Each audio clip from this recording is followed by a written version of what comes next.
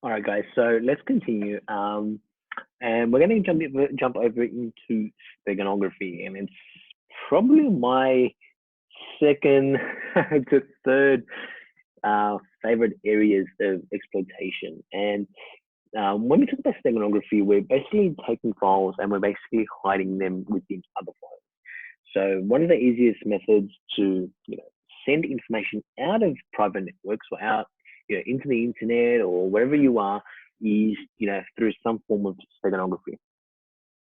And we basically want to hide files or hide content, whether it's secret information, whether it's information, whether it's data, whether it's other, whatever it is, we want to conceal it, we want to hide it, and we obviously want to send it out to us, being the attacker. Now, I'm going to use this diagram very quickly, and I'm just going to highlight a few things that we can, talk about together. Do you guys remember when we had so many goddamn issues when I was trying to do this thing in our workshop? And it's so disappointing to see that we had so many issues that morning because we would have had a great sort of session and obviously the collaboration between the other leaders and everyone together. But unfortunately, we didn't have that. So again, I do apologize, for the outcome of that morning. If there's anything that I can do in the meantime, please reach out to me and I'll do as much as I humanly can. And right now I'm going into as much value and giving you so much content that, it's just going to give you so much value, things that you need to know about, things that you can, now that I can spend some time and go through all this content separately. So I'm creating individual videos for you to look at. You'll probably be sick of hearing my voice, but hey, we're here to educate and work together. So, when we're doing steganography, the core thing that I want to do is I want to get a machine that's on the inside of the network. So in most cases, what companies will do is they'll have a zone-based policy. And zone-based policies basically do a couple of things. One, it'll group all these interfaces. So let's say this is the internal network. Out here, we've got the DMZ. Actually, it's got DMZ. Let's go blue. So let's say this is the DMZ out here. Oh, DMZ.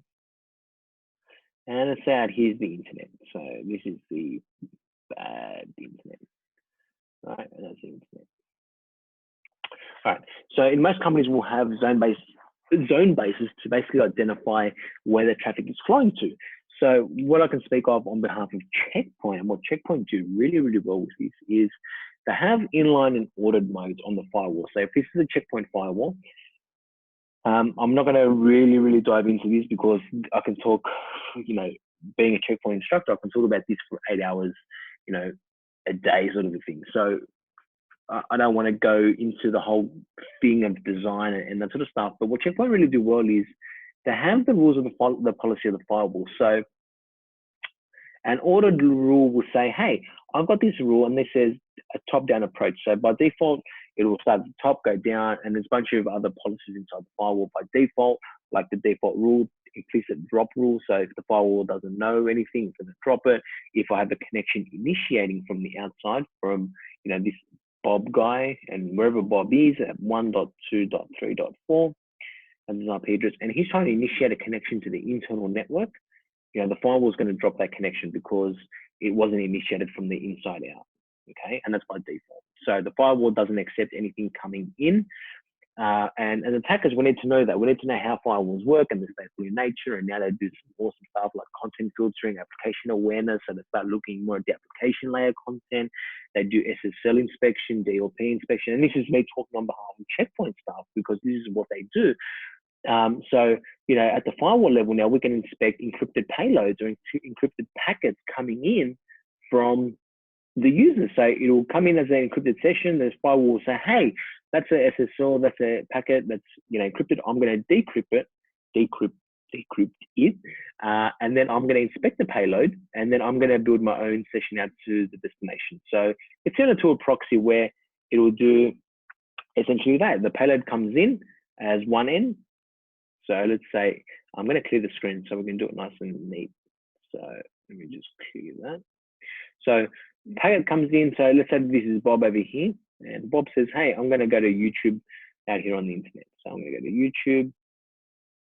And what it'll do is, as Bob sends his packet from 10, whatever his IP address is, 10 something, 10, he sends his packet to the firewall. The firewall says, hey, it's an encrypted payload. I'm going to de-encrypt it, and I'm going to inspect it with some added features. So now things like DLP, checkpoint do really well, geographical locations. We're going to do other stuff inside there. And now with SSL inspection, it will act similar to a proxy.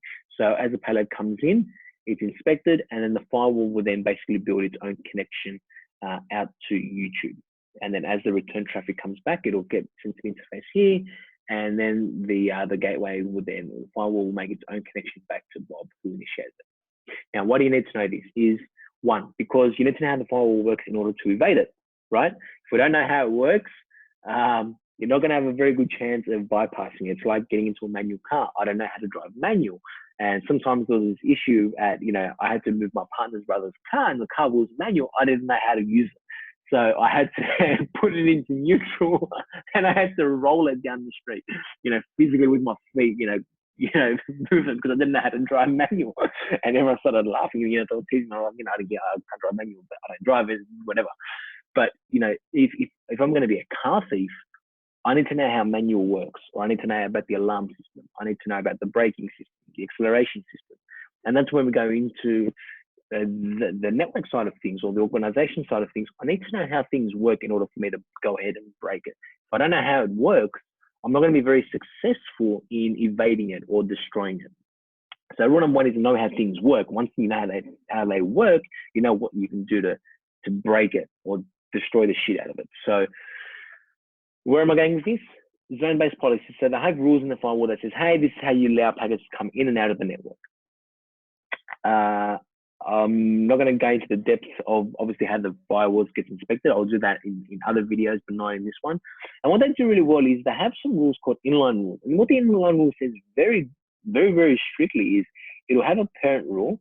So let's say the parent rule says, hey, any traffic going from the internal going to the out. So going from internal network going to the outside interface, that'll be the parent rule. So that's rule number one. And then inside there, it will actually have, let's use this color. It will have little sub-children or little rules. And you can have as many rules in here as you want.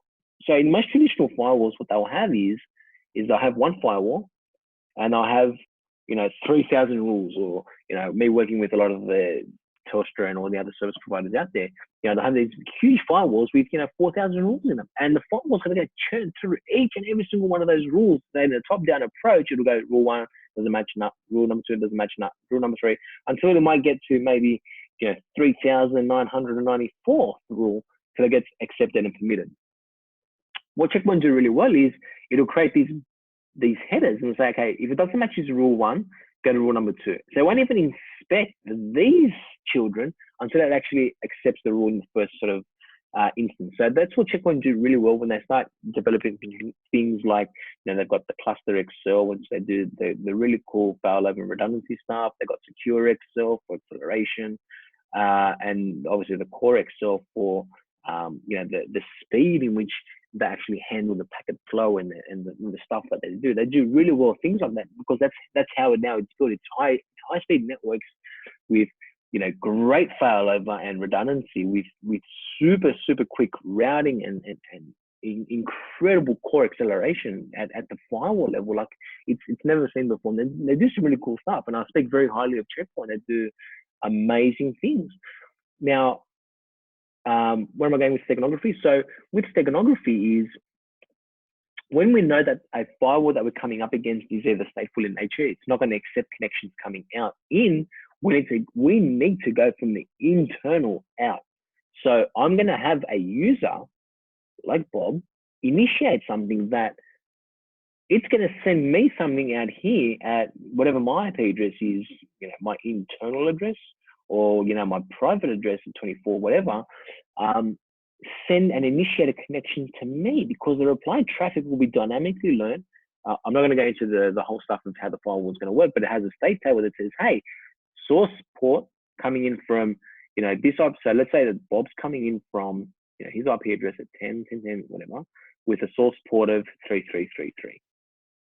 So it will save this information saying, hey, he's now going to, you know, let's say it's going to 1.2.3.4, 3.4, and the destination source may be, you know, 6666.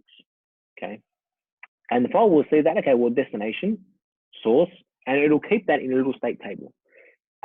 So the reply traffic coming back, when the firewall looks at it, will say, oh, I know you're going to Bob at 10:10:10. Here's his source port, and that's how I'm going to reroute the traffic back to Bob. Yeah, that's what I want done. I want the user to go ahead and initiate something, make a call out to me, and then I've effectively bypassed the firewall. I've made it no difficult. I know they've got firewalls. I'm not going to start pinging firewalls. I'm not going to start doing any denial of service attacks. I'm going to slowly take over the network, and it's going to happen over a period of time. And I want to compromise as many machines on the network as humanly possible, because the more footholds I have, the easier it makes me to create these attacks. Because then if this gets shut off or that gets shut off, I've still got 1, 2, 3 machines that I've got potentially internal access with. DMZ access, one of the most easy things to exploit is creating proxies of these devices. So even if these are DNS servers or DHCP servers or web servers, you know, I can use tools like Proxy Workbench. Proxy Workbench. Guys, look it up. I'll do another video on Proxy Workbench.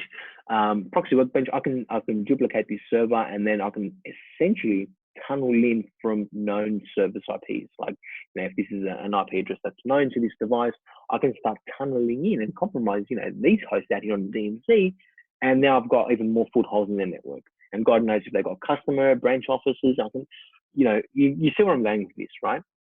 So with Steganography, we just want to hide things, and I want to basically send things out to me. So if I've got a file over here and I'm out here at home, you know, 192, whatever, I want to send Bob's keys or hashes or dumps of things. I want to have access to it, right? And that's what I want done. So I want to hide things within files like MP4s, MP3s, JPEGs, you know, TXT files, anything I can get my hands on. I want to embed it. I want to hide it so things don't get detected. All right. So now in this video, I'm going to show you guys how to do that. So we can do a little demo. All right. Cool. So the main thing is, I'm not going to do OpenPuff. So you guys can, I'll show you OpenPuff. Let me go back, sorry. I'm going to use ASCII text. So what I'm going to do is, with Steganography, I'm going to look at Snow, and Snow basically says, hey, it'll use the white lines within a text file. So I've got a text file, and let's say I've got some text in here, and all this surrounding stuff in here is white lines. All this stuff is here is white. I can then embed and encode things in the white lines, which is really cool. So we'll do a demo of that. I'll show you OpenPuff. I'm not going to do a demo on OpenPuff. OpenPuff is a graphical thing. It's very awesome. And that's the stuff that I can use for MP4s, for JPEGs, for other stuff. You guys can look at that up, play with it, try it out. I'm just going to do a demo on Snow. It's very easy. And it's just an invasion, you know, king. Like it just works exceptionally well. We create the content, and then we create carriers to then carry the payload, carry the information. The cool thing is it supports encryption. We can tunnel it out, so we can use other protocols. We can tunnel it out by ICMP, SMTP, what else? SNMP. We do set traps properly. SNMP. I can do proxies through other web servers.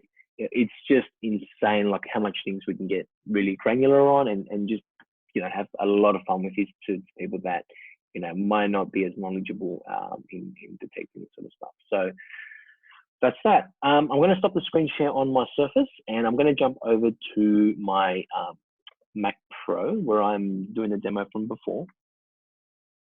I'm going to open that up, and we can just continue from literally from this host. So I'm now using that Win7 machine that we were just doing a demo on the ADFS stuff. I'm just going to expand that up so you guys can see. Let's fire that up. And I'm just going to get my other screen on here. So there we go. Cool. So the camera is coming up. Awesome.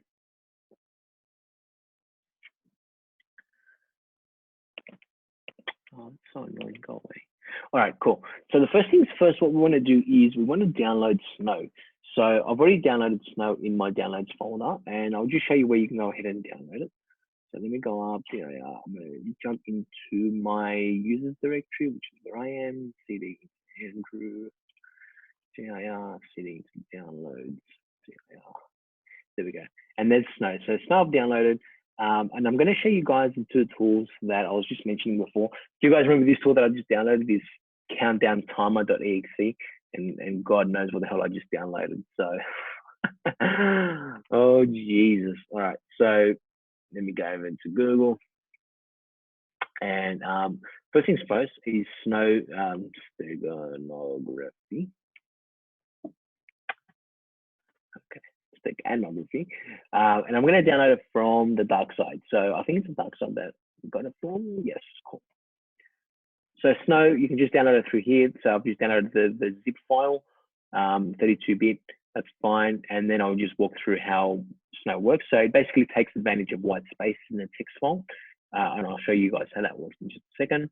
The other one was OpenPuff. So OpenPuff is the other tool that works really well.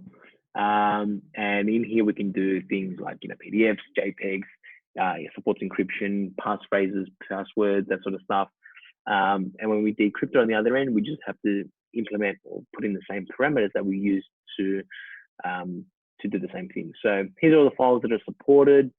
And it's just a console. It's so self-explanatory.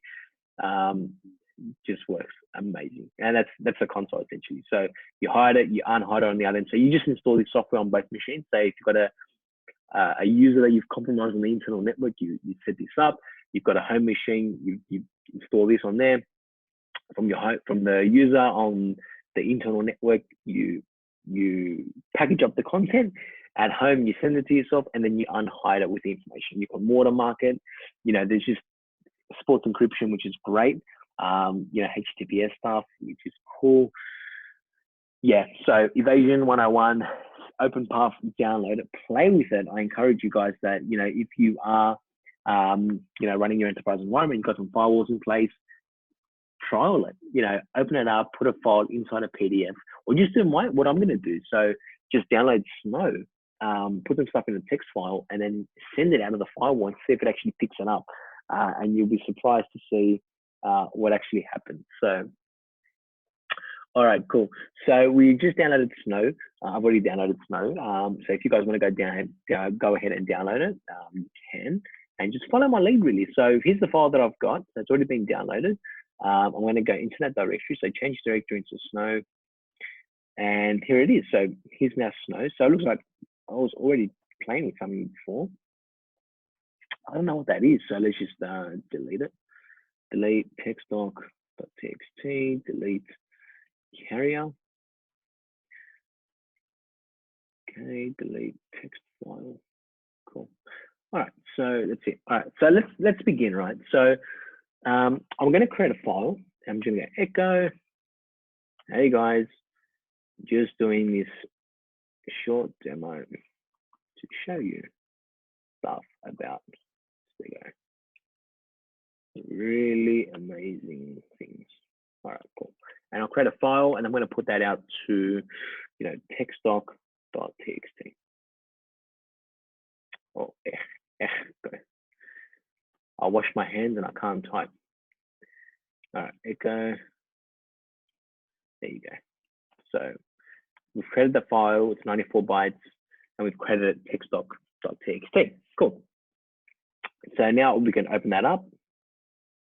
So let's open that up, and you can see. Just pay attention to one thing. I'm just going to do a couple of things first, and then I'll just tell you what you should be paying attention to. Notice how I do a Control A. I'll highlight the entire page, and it just highlights this portion of the page or of Notepad, right? So I've created one file. I can go in here now, and I'll close that. And let's add some more stuff to it. So echo, adding more content to this file, just to show you how to hide things.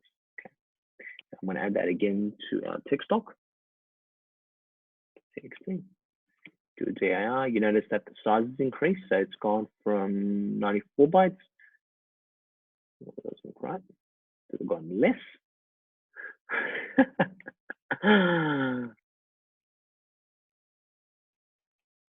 I think I didn't. Oh God, yeah, okay, I did something wrong. All right, so it looks like I didn't put the two. Damn, that's right. Let's do it again. So I didn't put a two. So two of those greater signs. Didn't add two of them. So that's why it overridden the existing content. So let's do that again. So echo. So dir, it should be 94 bytes. So let's open that up.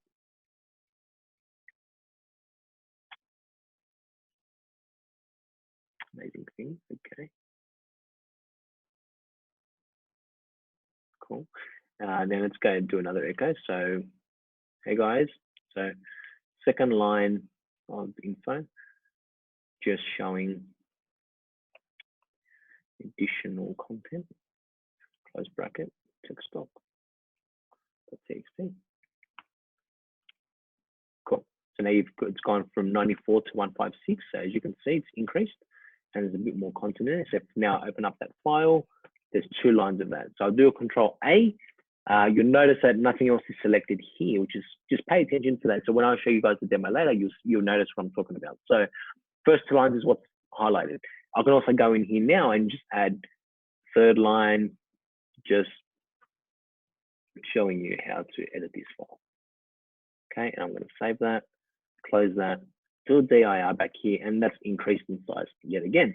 So it's gone from 156 or from 94, I think it was 94. Yeah, so it's gone from 94, 156 to now 204. So that's our text file by text document.txt. Now let's take it a little bit, let's take it another step further. So what we're going to do now is I'm going to go into Snow, and I want to show you guys how we can embed things and start encoding things inside Snow. So I'm inside Snow, and I'm going to use Snow now. So what Snow going to say is, I'm inside the direction of Snow. Show me how you actually work. So Snow slash slash question mark, and it says, hey, in order to use Snow, these are the parameters that you can use. And you say, cool. Let's see what -c. So -c is supporting compression. So if in case it wants to make the file as small as possible, so it'll compress it. Q is for quit. -p is password, so it will support password and encryption.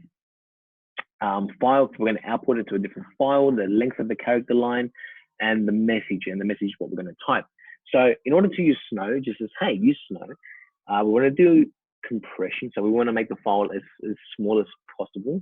The password that I'm going to use is my normal password that I use for a lot of my things, which I'm going to change after this video and after this demonstration.